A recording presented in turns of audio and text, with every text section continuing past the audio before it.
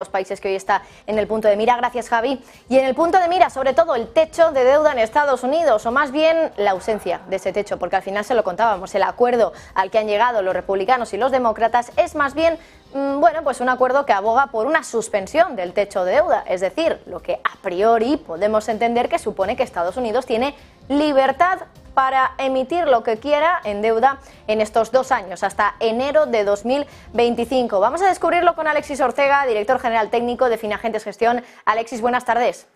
¿Qué tal? Muy buenas tardes. Bueno, Alexis, la verdad del techo de deuda, del acuerdo del techo de deuda, ¿cuál es? ¿Que Estados Unidos, por lo tanto, va a poder emitir lo que quiera de aquí a 2025? ¿O esa es la teoría y al final ese acuerdo del control de gasto realmente también está afectando al techo de deuda, es decir, a la cantidad de deuda que pueda emitir Estados Unidos hasta entonces? Vale. No, yo creo que se ha llegado un poco ante la dificultad de alcanzar un acuerdo, pues a una decisión salomónica. No es la primera, porque ya prácticamente yo creo que esta debe ser la tercera vez o la cuarta vez en la cual tiene lugar un suspenso del límite de endeudamiento. ¿Qué significa eso? Lejos de poner un límite, lo único que sucede es que no se aplica. En estos momentos, a partir de que entre en vigor un poco este acuerdo y se lleve adelante pues con la aprobación en la Cámara de Representantes, en el Senado y luego sea firmado por Biden, pues prácticamente lo que sucederá es que el límite de endeudamiento no existirá.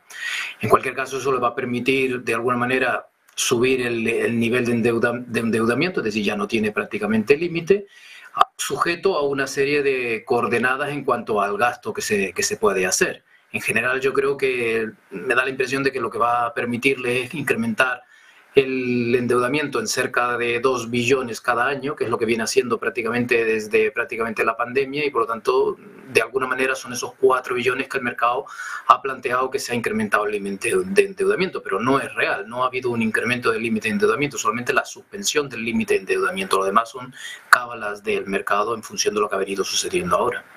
Claro, Alexis, lo decías, ha ocurrido ya en varias ocasiones y, por ejemplo, lo hemos contado hoy en las claves de la tarde, que ha sucedido en 2013, entre 2013 y 2014, entre 2015 y 2017, en 2017 otra vez durante varios meses, de 2017 al 19, del 19 al 21, muchísimas veces, desde luego, en los últimos años. Algo muy curioso, una suspensión, un aumento y luego más tarde una suspensión, o sea que, y el aumento de un solo día. Es decir, se han hecho todas las cábalas.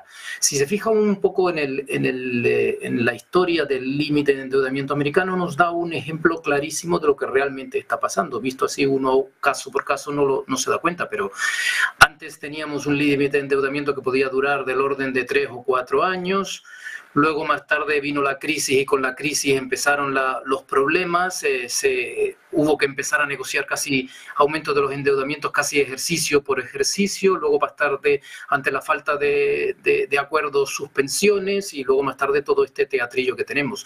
Lo que viene a decir que el problema de la deuda americana no es un problema de hoy o de ayer o que es un problema de Biden o del gasto, que sí que lo es obviamente, de los demócratas.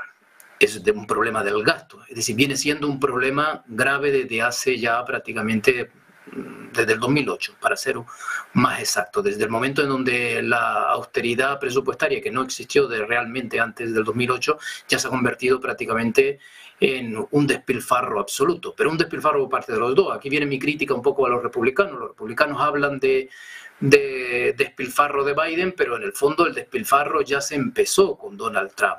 El endeudamiento, aumentaba a razón de 2.200 millones cada día hasta justo la reforma fiscal de Donald Trump, y de Donald Trump se pasó a 3.500 al día.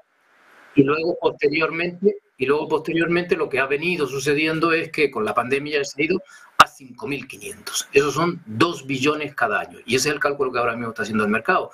4 billones porque son 2 años, 2 millones por año son 4 billones. Pero realmente en este momento podría ser muchísimo más. Pero vamos a ver qué es lo que sucede. Claro, 4 billones es la estimación que tiene el mercado. Una estimación, entiendo, formada un poco con el gasto que se espera o el límite de gasto que se pone en ese acuerdo, Alexis, o ¿de dónde sale esa estimación? No, por la historia.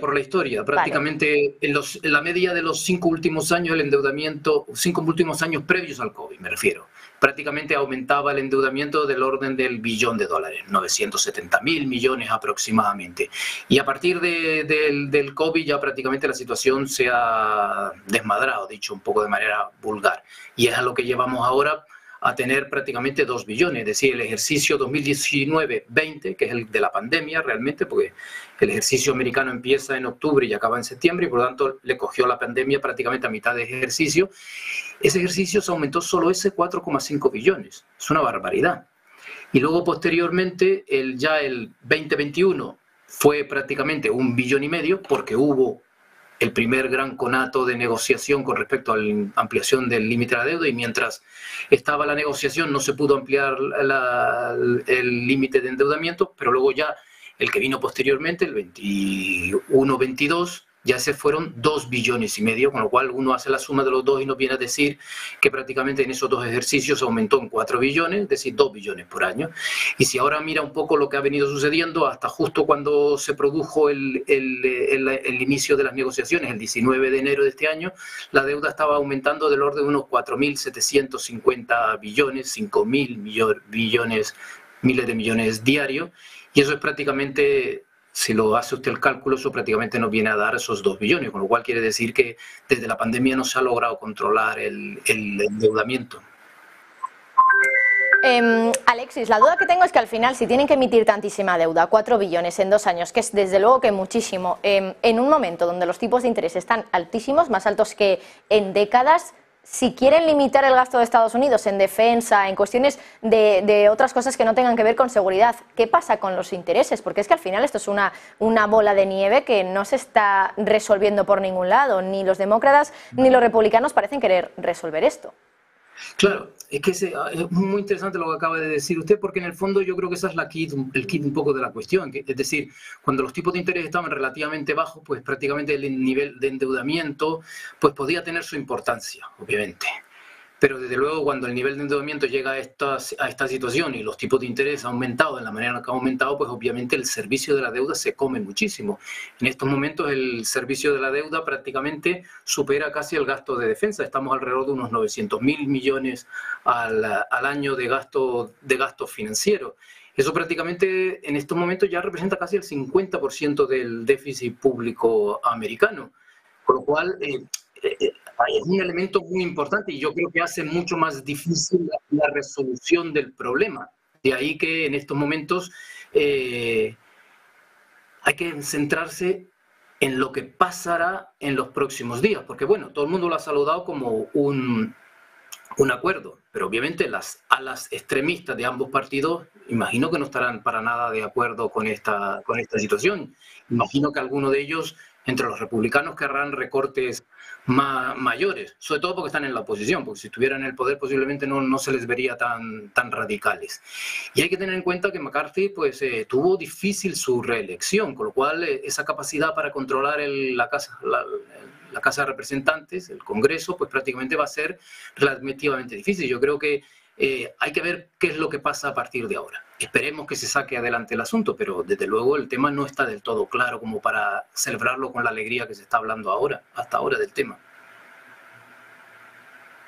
Esto al final es algo que me tiene preocupada, ¿no? En los mercados financieros parece que han comprado bastante el rumor de que se llegara a un acuerdo del techo de deuda. ¿Van a vender con la noticia posiblemente el miércoles de que se apruebe ese techo de deuda? Bueno, puede ser, es una de las opciones. Realmente llevamos con este teatro pues prácticamente desde enero. Se ha intensificado el asunto en los últimos meses, en las últimas semanas más bien, y por lo tanto de alguna manera se ha convertido un poco en el elemento que pueda ser un poco catalizador. Una vez que ya se resuelva, para bien o para mal, pasará como todo a un segundo plano y posiblemente ya empezaremos a tomar decisiones más adelante. A mí lo que realmente me gustaría del límite de endeudamiento es que por fin, de alguna manera, si se acaba produciendo un control del gasto, es que empecemos a intentar controlar la inflación no solo con política monetaria, sino que se empieza a controlar con política fiscal. En estos momentos prácticamente estamos dejando a la Reserva Federal sola en el control de la inflación. Y eso significa que prácticamente los tipos de interés tendrían que subir bastante más, sobre todo a colación con los datos que hemos tenido de inflación últimamente, tendrán que subir más.